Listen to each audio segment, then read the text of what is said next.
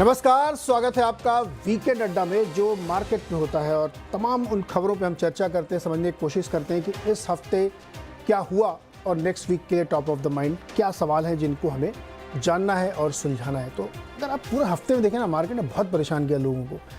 कभी समझ नहीं आया ऊपर जाएगा नीचे जाएगा, एक रेंज के अंदर प्ले कर रहा था। तरह तरह के कंसर्न्स, तरह तरह की चिंताएँ बाज़ार में उभर के आती थी। अलग अलग रिपोर्ट्स, कभी यूएस से कुछ रिपोर्ट आ गई, कभी कोई मानसून से रिलेटेड रिपोर्ट आ गई।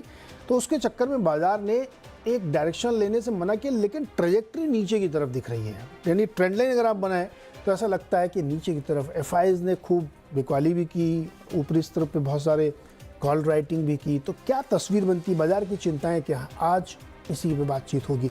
तो हमेशा की तरह हम इसको फ्री व्हीलिंग रखते हैं, इनफॉर्मल रखते हैं, चैटिंग करते हैं, लेकिन एक फ्रेमवर्क के अंदर। तो आज हमारे ऑन द शो में क्या है, किन तीन मुख्य बातों पर आज हम बातचीत करने वाले हैं, वो आपके सामने रखते हैं। सबसे पहला सवाल तो जो ओपनिंग होगा वो ये कि बाजार की इस वक्त सबसे बड़ी चिंता क्या है, किस वजह से बाजार इतना डरा हुआ है, किस वजह से बाजार एक डायरेक्शन नहीं ले पा रहा है। यूएस की चिंता है, इन्फ्लेशन की चिंता है, या युद्ध की चिंता है, किस बात से इतना परेशान है, ग्रोथ पे कंसर्न है क्या, ब्याज दरें परेशान करें क्या, बहुत सारे सवाल हैं। इसका जवाब ढूंढने की कोशिश करेंगे कि बाजार की इस वक्त की सबसे बड़ी चिंता क्या है, ट्रैजेक्टरी क्या होगी, गिरेगा चढ़ेगा क्या। दूसरी बात पूछेंगे कि म्यूचुअल फंड्स की जो बाइंग है वो धीरे धीरे कम हुई है थोड़ी, अगर आप डेटा एनालाइज करें, और कैश पे बैठ रहे हैं। रिपोर्ट सजेस्ट करती है कि वो लोग थोड़ा सा कैश होल्ड कर रहे हैं। वो ऐसा क्यों कर रहे हैं, कोई टेक्निकल रीज़न है, या वो भी एक मौके की तलाश में, या उनके पास भी एक डर है कि पैसा तो लगाए थे, अगले दूसरे दिन तीसरे दिन वो नीचे ही आ रहा है, तो थोड़ा रोक रहे हैं क्या। और तीसरा सवाल है कि क्या रूरल डिमांड हिंदुस्तान की रिवाइव कर रही है क्या, रिपोर्ट सजेस्ट करती है। कैंटार की रिपोर्ट की चर्चा करेंगे, प्राइस की रिपोर्ट की चर्चा करेंगे, जो ये सजेस्ट कर रहे हैं कि अब रूरल डिमांड में तेज़ी के संकेत मिल रहे हैं, रिवाइव कर रही, जो अब तक सिर्फ बड़े शहरों में थी अब वहाँ पे भी हो रही। तो ये जो के शेप था, क्या वो धीरे धीरे टूटता हुआ दिख रहा है। इन्हीं सब पे हम बातचीत करेंगे। आज के विशेष मेहमान हमारे जो साथ जुड़ रहे हैं उनसे मैं आपका परिचय कराऊँ। मेरे साथ स्टूडियो में मिहिर वोरा सर हैं, director and CIO max life insurance के। अजय श्रीवास्तव सर हैं, सीईओ डायमेंशनल कंसल्टिंग के, और उनसे काफ़ी चर्चा होती रहती है, लेकिन आज एकदम इनफॉर्मल चैट होगी, बहुत सारे ओपन व्यूज़ लेंगे इनसे हम। मनीष डांगी हमारे साथ हैं, मैक्रो इन्वेस्टर एडवाइजर्स के, और डेट मार्केट के बारे में समझेंगे। आजकल तो अभी खबरें में चलती है, तो ये एफडी करो, पूरी लिस्ट छपती है, तो डेट मार्केट में क्या हो रहा है, बॉन्ड मार्केट किस तरह की इशारे कर रहा है, मनीष जी से समझेंगे। साथ ही Gaurang Shah, senior vice president Geojit financial services के हमारे साथ हैं। गौरांग सर से चर्चा होगी, बहुत सारे सेक्टोरल चर्निंग हो रही है, क्या हो रहा है एफएमसीजी में, क्या हो रहा है तमाम स्टॉक्स में, उन पे हम सब बातचीत करेंगे। आप सबका बहुत बहुत स्वागत है इस खास चर्चा में। मेरे सर, बाजार की सबसे बड़ी चिंता क्या है? मेरे ख्याल से बाजार एक करेक्शन का करेक्शन हो रहा है, मैं कहूँगा। अगर आप सेकेंड हाफ ऑफ 2022 देखें तो नैरेटिव ये बन रही थी कि यूएस ने जिस तरह से इंटरेस्ट रेट टाइटनिंग की है, फेडरल रिजर्व ने 0 पर ऑलमोस्ट 0.5% से 4.5% फेड रेट कर दिया, बहुत ही शार्प तरीके से। This is one of the sharpest tightenings that the Federal Reserve has done since the 1970s। तो इतने कम समय में 4.5% इंटरेस्ट रेट्स को कर देना, ये बहुत ही एक कड़ा रवैया अपनाया था फेड ने।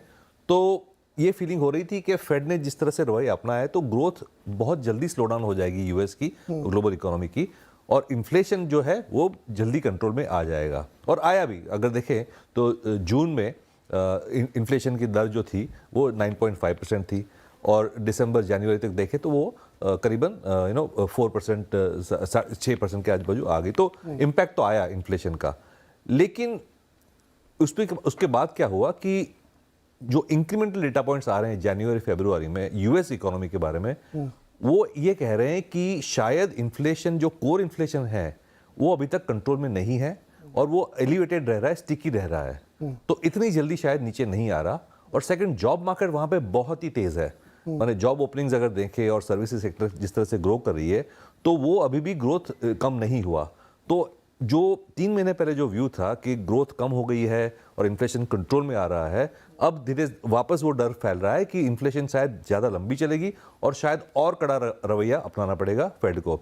और लास्ट हम वीक में जो फेडरल रिजर्व के जो मेंबर्स हैं उन्होंने स्टेटमेंट्स दिए, वो भी ये कह रहे हैं कि शायद जो टाइटनिंग वाला जो स्टांस है, कड़ा रवैया है ब्याज दर बढ़ाने का, वो शायद वो और टाइटन कर सकते हैं।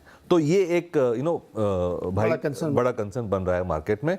तो जो इनिशियल यूफोरिया था कि भाई वर्स्ट इज ओवर और बैक टू ग्रोथ और शायद रिसेशन यूएस में हो ही भी नहीं, एक व्यू ये भी बन रहा था, वो अभी वापस भय आ रहा है कि नहीं, शायद रिसेशन हो सकती है 1-2 क्वार्टर के लिए, सॉफ्ट लैंडिंग नहीं होगी, सॉफ्ट लैंडिंग शायद ना हो। दिलचस्प बात ये है सर कि दिसंबर तक ये मतलब कम होने छोड़ो, कट की बातें होने लगी थी कि सेकंड हाफ में हो सकता है कट शुरू कर दें, इलेक्शन भी है, तरह तरह की बातें हो रही थी।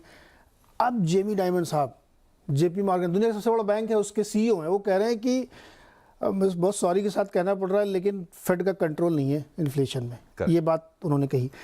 मुझे ये बताइए कि इतना ऑर्गेनाइज्ड मार्केट, इतना ऑर्गेनाइज्ड इकोनॉमी, 15-15 दिन में भी आपके व्यू बदल रहे हैं, ये समझ नहीं पा रहे हैं क्या?